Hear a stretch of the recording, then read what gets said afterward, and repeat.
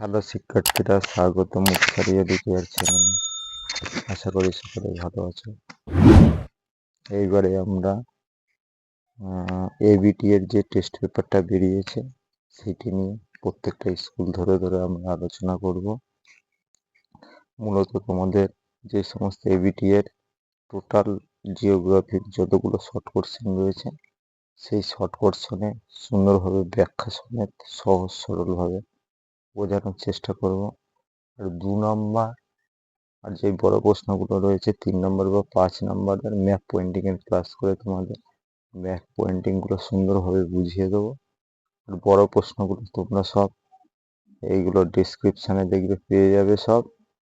আর আমার ভিডিওগুলোতে সব দেওয়া আছে, প্রশ্ন উত্তর করে সেইগুলো সব দেখে নেবে। যাই হোক, আজকে জিওগ্রাফির 58 পেজের একটি স্কুল নিয়ে আলোচনা করছি। লবণযুক্ত শিলাস্তরের উপর নদীর প্রধান ক্ষয় প্রক্রিয়া হয় দ্রবণ ক্ষয়। পৃথিবীর অ্যালবেডোর পরিমাণ 34%। ক্যানিয়ন আয়াকৃতির হওয়ার প্রধান কারণ নদীর নিম্নক্ষয়।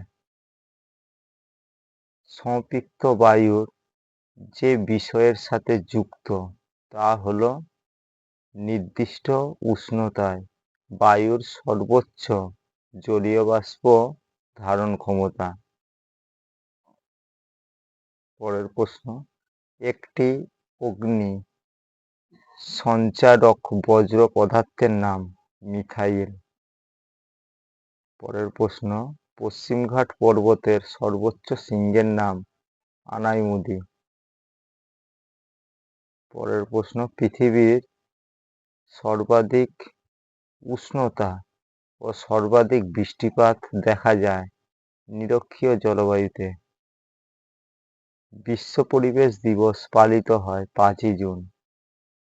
পরের প্রশ্ন, বিশুদ্ধ কাঁচামাল ভিত্তিক শিল্পটি হলো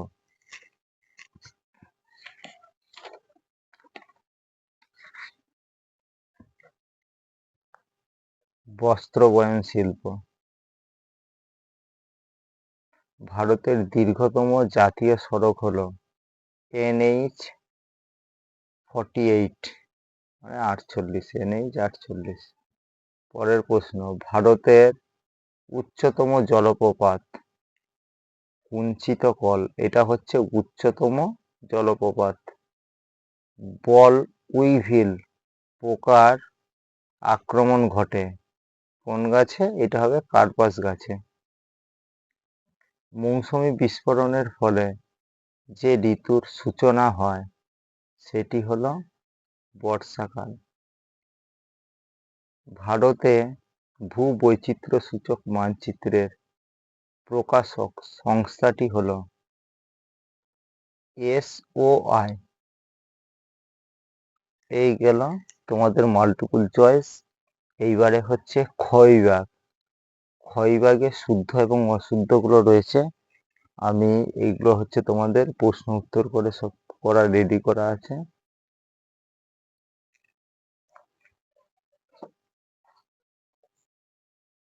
আমি মুখে বলে দিচ্ছি, তারপরে তোমাদের উত্তরগুলো দিয়ে দেবো।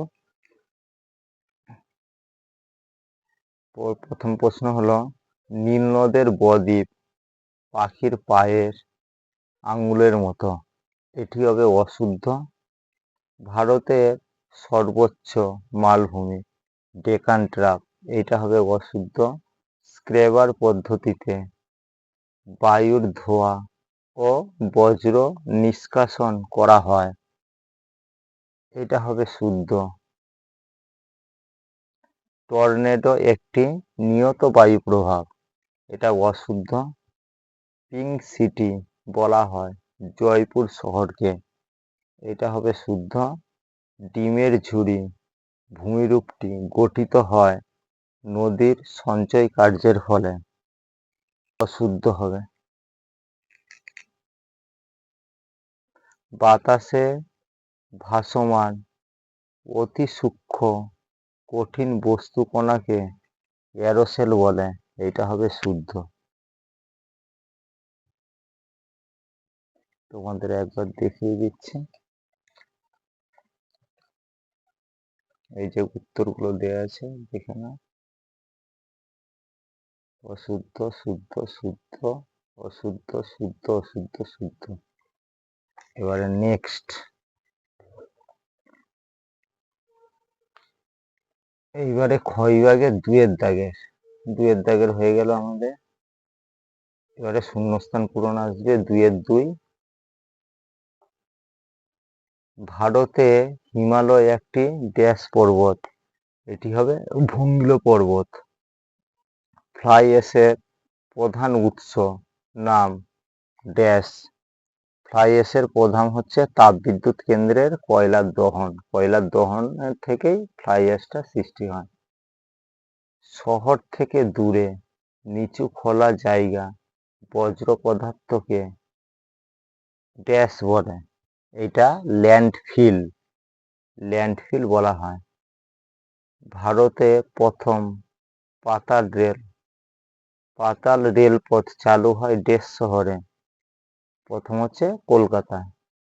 আইটিসিজেড দেখা যায় ড্যাশ অঞ্চলে, নিরক্ষীয় অঞ্চলে। ব্ল্যাক ফুট রোগ হয় ড্যাশ প্রভাবে, এইটা হবে আর্সেনিকের প্রভাবে হচ্ছে ব্লাড ফুট রোগটা হয়।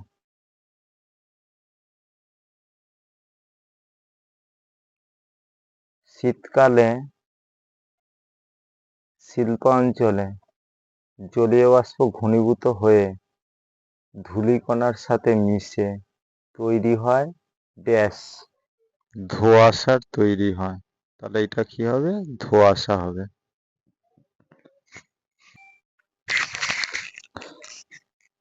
এই যে তোমাদের উত্তরটা সামনে দেওয়া হলো, সবাই দেখে নিন।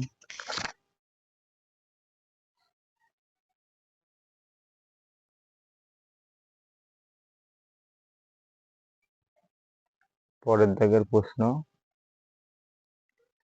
ভারতের বৃহত্তম নদী বদ্বীপটির নাম কি?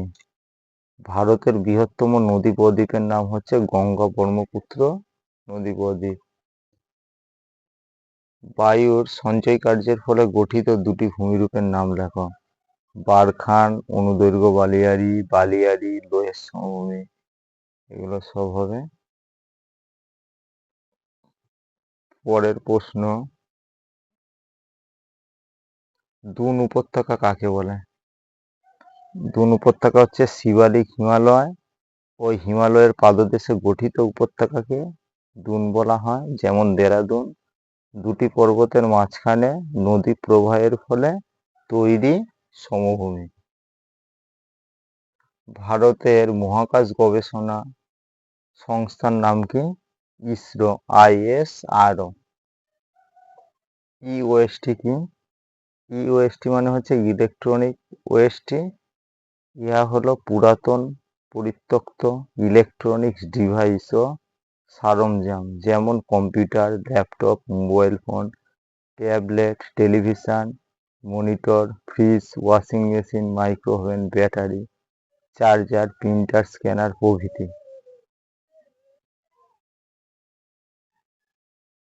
পরের প্রশ্ন হচ্ছে, ভারতের দক্ষিণতম বিন্দু কাকে বলা হয়? ভারতের দক্ষিণতম বিন্দু হচ্ছে ইন্দিরা পয়েন্ট।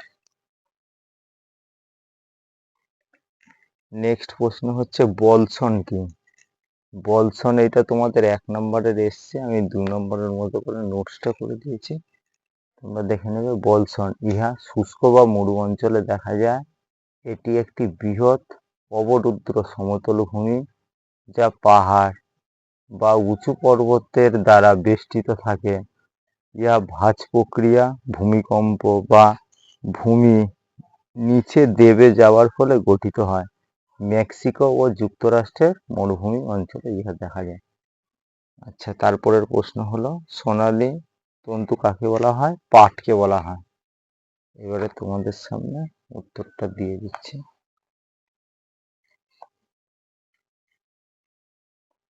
সবাই উত্তরগুলো দেখে নিয়ে তৈরি করে নেবে।